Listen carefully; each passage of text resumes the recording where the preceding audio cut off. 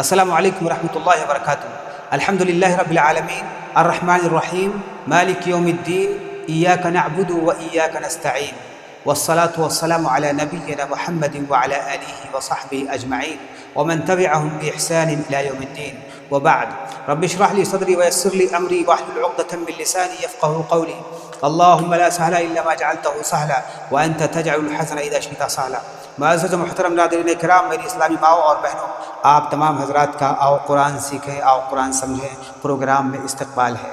محترم ناظرین، آج ہم قرآن مجید کی سب سے عظیم، سب سے جامع، سب سے زیادہ پڑھی جانے والی اور سب سے زیادہ اثر رکھنے والی سورت الفاتحہ کے معنی کو سمجھنے کی کوشش کریں گے۔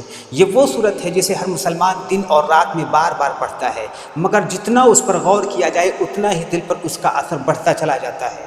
ناظرین کرام، سورت الفاتحہ کا نام ہی اپنے اندر ایک عظیم پیغام رکھتا ہے۔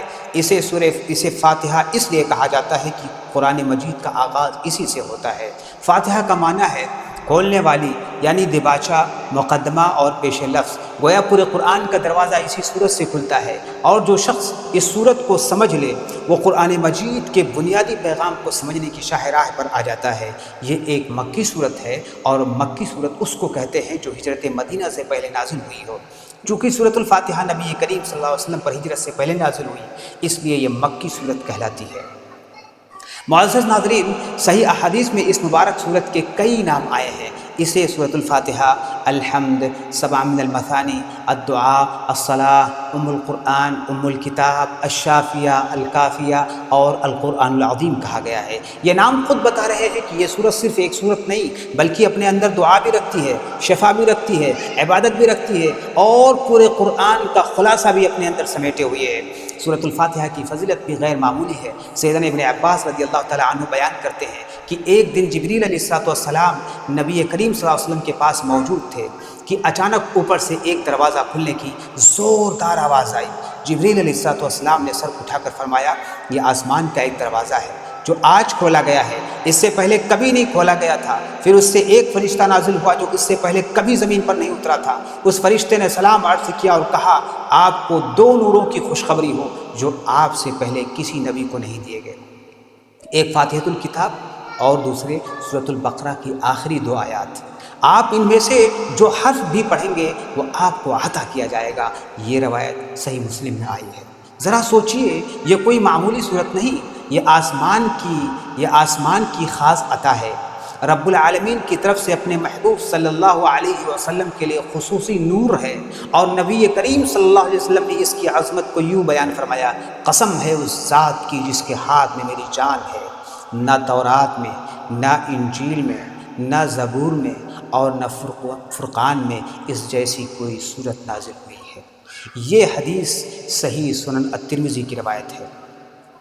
اللہ تبارک تعالیٰ نے خود فرمایا، وَلَقَدْ آتَيْنَاكَ سَبْعًا مِنَ الْمَثَانِي وَالْقُرْآنَ الْعَظِيمِ، یعنی بلا شبہ ہم نے آپ کو بار بار دہرائی جانے والی 7 آیتیں اور عظمت والا قرآن عطا کیا ہے۔ ناظرین کرام، قرآن مجید کے تلاوت سے پہلے تعوذ پڑھنے کی تعلیم بھی دی گئی ہے۔ اعوذ باللہ من الشیطان الرجیم، کیونکہ اللہ تبارک تعالیٰ فرماتے ہیں، فَإِذَا قَرَأْتَ الْقُرْآنَ فَاسْتَعِذْ بِاللَّهِ مِنَ الشَّيْطَانِ الرَّجِيمِ، یعنی جب تم قرآن پڑھو تو مردود شیطان سے اللہ کی پناہ مانگو۔ اس کی حکمت کیا ہے؟ اس کی حکمت کیا ہے؟ اس کی حکمت یہ ہے کہ شیطان نہیں چاہتا کہ انسان قرآن پر ایمان لائے، قرآن پڑھے، قرآن سمجھے اور قرآن پر عمل کرے اور قرآن کی دعوت کو دوسروں تک پہنچائے۔ وہ غیر محسوس طریقے سے انسان کے دل و دماغ پر اثر انداز ہوتا ہے۔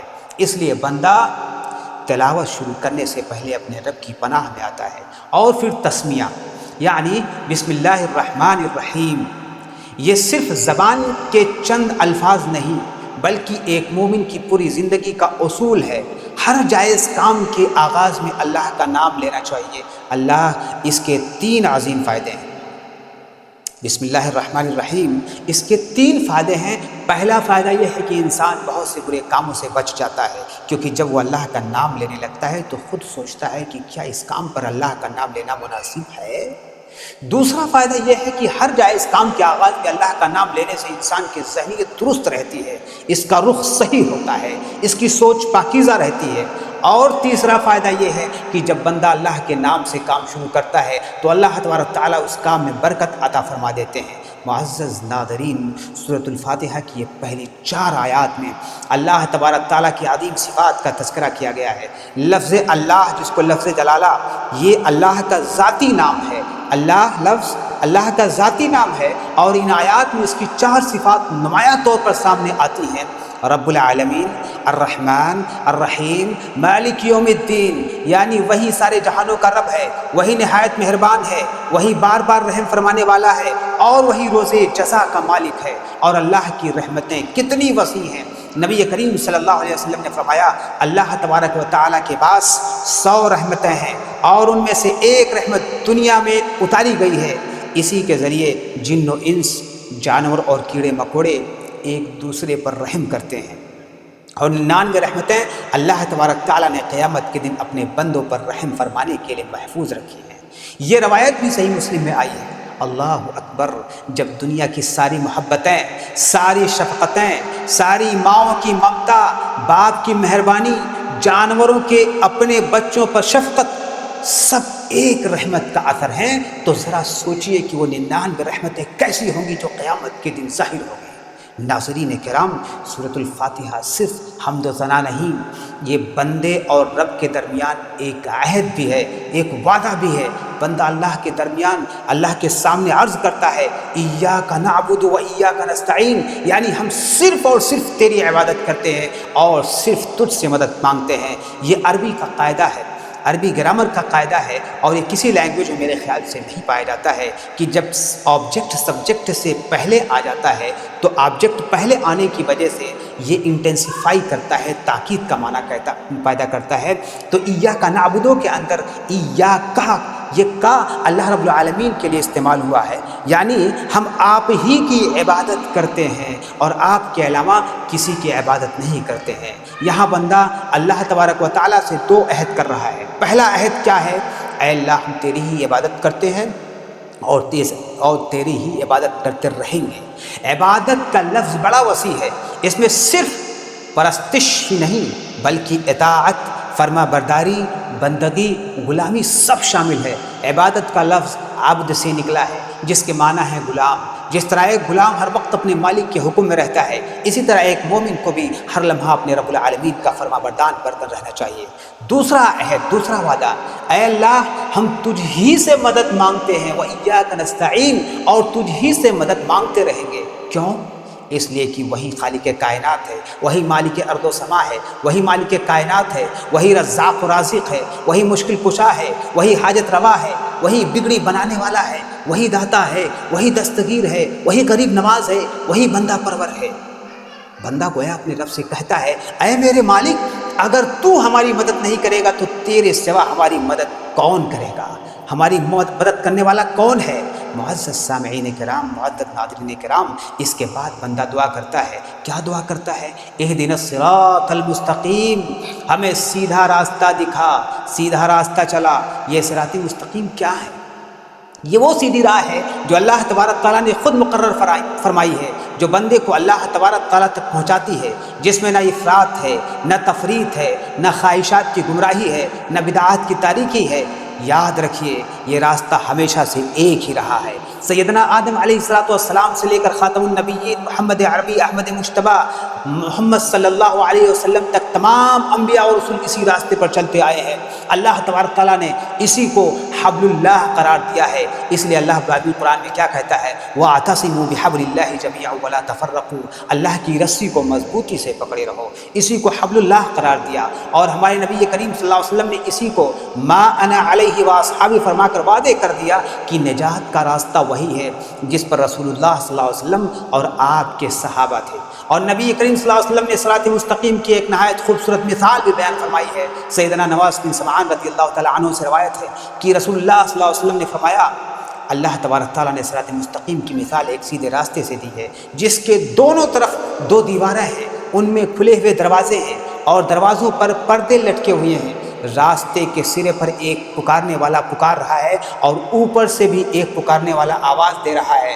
پھر آپ صلی اللہ علیہ وسلم نے یہ آیت تلاوت فرمائی، واللہ یدعو الی دار السلام ویہدی من یشاء الی صراط مستقیم، اللہ سلامتی کے گھر کی طرف بلاتا ہے اور جسے چاہتا ہے سیدھے راستے کی ہدایت دیتا ہے۔ پھر وضاحت فرمائی گئی کہ اس راستے کے دونوں جانب جو دروازے ہیں وہ اللہ کے حدود ہیں، جب تک پردہ نہ اٹھے بندہ ان حدود کے اندر داخل نہیں ہوتا، اور اوپر سے پکارنے والا دراصل اس کے رب کی طرف سے نصیحت کرنے والا واعظ ہے۔ حاضرین کرام، ناظرین کرام، سورۃ الفاتحہ یعنی سورۃ الفاتحہ ہمیں صرف سیدھا راستہ مانگنا نہیں سکھاتی، بلکہ یہ بھی سکھاتی ہے کہ کن راستوں سے بچنا ہے۔ صراط الذین انعمت علیہم غیر المغضوب علیہم ولا الضالین، یعنی ہمیں ان لوگوں کے راستے پر چلا جن پر تو نے انعام فرمایا، نہ کہ ان لوگوں کے راستے پر جن پر تیرا غضب نازل ہوا، اور نہ کہ ان لوگوں کے راستے پر جو گمراہ ہوئے راستے سے بھٹک گئے۔ حدیث میں وضاحت کی گئی ہے کہ مغضوب علیہ سے مراد یہود ہیں، اور ضالین سے مراد نصارہ عیسائی ہیں۔ یہود حق کو جانتے تھے، پھر جان بوجھ کر اس سے ہٹے، نصارہ راہ حق سے بھٹک گئے اور گمراہی میں پڑ گئے، جبکہ انبیاء، سچے لوگ، صدیقین، شہداء اور صالحین ہمیشہ صراط مستقیم پر رہے اور قیامت تک رہیں گے۔ افسوس کی بات یہ ہے کہ آج کا ماڈرن مسلمان خوشی، فیشن، تہذیب، تمدن اور نام نہاد ترقی کے نام پر انہی راستے پر چلنے میں فخر محسوس کرتا ہے۔ کسی شاعر نے کیا خوب کہا ہے، وضع میں تم ہو نصارہ اور تمدن میں ہنود، یہ مسلمان ہیں جنہیں دیکھ کر شرمائے یہود۔ یہ لمحہ فکریہ ہے مسلمانوں، یہ لمحہ فکریہ ہے ناظرین کرام۔ ہمیں سوچنا ہوگا کہ ہمارا لباس، ہماری سوچ، ہماری تہذیب، ہماری ترجیحات، ہماری زندگی کا رخ کس طرف جا رہا ہے۔ معزز ناظرین، سورۃ الفاتحہ کا ایک عظیم پہلو یہ بھی ہے کہ یہ دراصل پورے قرآن کا خلاصہ ہے۔ اس لیے قرآن مجید میں سورۃ الفاتحہ کے بعد سورۃ البقرہ آتی ہے، کیونکہ فاتحہ مقدمہ ہے اور باقی قرآن اس کی تفصیل ہے۔ فاتحہ میں بندہ دعا کرتا ہے اہدنا الصراط المستقیم، اور اللہ تبارک تعالیٰ جواب میں فرماتے ہیں ذالک الکتاب لا ریب فیہ ھدی للمتقین، یعنی یہ کتاب، اس میں کوئی شک نہیں، متقین کے لیے ہدایت ہے۔ گویا بندے نے ہدایت مانگی اور اللہ نے قرآن عطا کر کے فرمایا لو یہ ہے وہ ہدایت جسے تم مانگ رہے ہو۔ پھر قرآن نے تفصیل سے بتا دیا کہ مغضوب علیہم کون ہے، ضالین کون ہے، اور انعام یافتہ کون لوگ ہیں۔ سورۃ البقرہ میں یہود کی کارستانیاں بیان ہوئی، سورۃ آل عمران میں نصارہ کی گمراہیاں ذکر ہوئی، اور سورۃ النساء میں انعام یافتہ لوگوں کا تذکرہ آیا۔ ومن یطع اللہ والرسول فاولئک مع الذین انعم اللہ علیہم من النبیین والصدیقین والشہداء والصالحین وحسن اولئک رفیقا، یعنی جو اللہ اور رسول کی اطاعت کرے گا وہ ان لوگوں کے ساتھ ہوگا جن پر اللہ نے انعام فرمایا۔ انعام کن پر فرمایا؟ انبیاء کرام پر، صدیقین پر، شہداء پر اور صالحین یعنی نیکوکاروں پر۔ یہی کامیابی کا راستہ ہے، یہی نجات کا راستہ ہے، یہی بندگی کا راستہ ہے، یہی عزت کا راستہ ہے۔ اور اسی لیے سورۃ الفاتحہ کا ایک نام الصلاح بھی رکھا۔ کیونکہ نماز کی ہر رکعت میں اس کا پڑھنا فرض ہے۔ اسے الشفا بھی کہا جاتا ہے، کیونکہ بیماری میں پڑھ کر دم کیا جائے تو شفا ہوتی ہے۔ اسے الدعا بھی کہا جاتا ہے، کیونکہ قبولیت کی دعا ہے یہ۔ اور دیکھیے، دنیا کا ایک نہایت مختصر مگر عظیم اجر والا عمل بھی اسی صورت کے ساتھ جڑا ہوا ہے۔ نبی کریم صلی اللہ علیہ وسلم نے کیا فرمایا؟ نبی صلی اللہ علیہ وسلم نے فرمایا، حدیث کچھ اس طرح سے ہے، اذا امن الامام فامنوا فانه من وافق تامینه تامین الملائکۃ غفر له ما تقدم من ذنبه، یعنی جب امام آمین کہے تو تم بھی آمین کہو، کیونکہ جس کی آمین فرشتوں کی آمین کے موافق ہو گئی اس کے پچھلے گناہ معاف کر دیے جاتے ہیں۔ یہ صحیح بخاری کی روایت ہے۔ اللہ اکبر، اللہ اکبر، ایک لفظ آمین اور اتنی بڑی بشارت۔ محترم ناظرین کرام، آخر میں یہی عرض کروں گا کہ سورۃ الفاتحہ محض 7 آیات نہیں، بلکہ ایک مکمل دعوت ہے، ایک مکمل عقیدہ ہے، ایک مکمل عہد ہے، ایک مکمل دعا ہے اور ایک مکمل راستہ ہے۔ یہ ہمیں سکھاتی ہے کہ ہم اللہ کی تعریف کریں، اس کی ربوبیت کو پہچانیں، اس کی رحمت پر یقین رکھیں، قیامت کے دن کی جواب دہی کو یاد رکھیں، صرف اسی کی عبادت کریں، صرف اسی سے مدد مانگیں، اسی سے ہدایت طلب کریں، اور انبیاء، صدیقین، شہداء اور صالحین کے راستے پر چلنے کی دعا کریں۔ اور ساتھ ہی ساتھ یہ بھی سکھاتی ہے کہ یہود و نصارہ اور ہر اس راستے سے بچیں جو اللہ کے غضب اللہ کے غصے اور گمراہی کی طرف لے جاتا ہے۔ اللہ تبارک تعالیٰ سے دعا ہے کہ وہ ہمیں سورۃ الفاتحہ کو سمجھنے کی، اس پر غور کرنے کی، اسے اپنی زندگی میں اتارنے کی اور صراط مستقیم پر ثابت قدم رہنے کی توفیق بخشے۔ محترم ناظرین کرام، اب ہم آپ سے رخصت چاہتے ہیں۔ انشاءاللہ اگلے ایپیسوڈ میں آپ تمام حضرات سے ملاقات ہوگی۔ وآخر دعوانا ان الحمد للہ رب العالمین۔ السلام علیکم ورحمۃ اللہ وبرکاتہ۔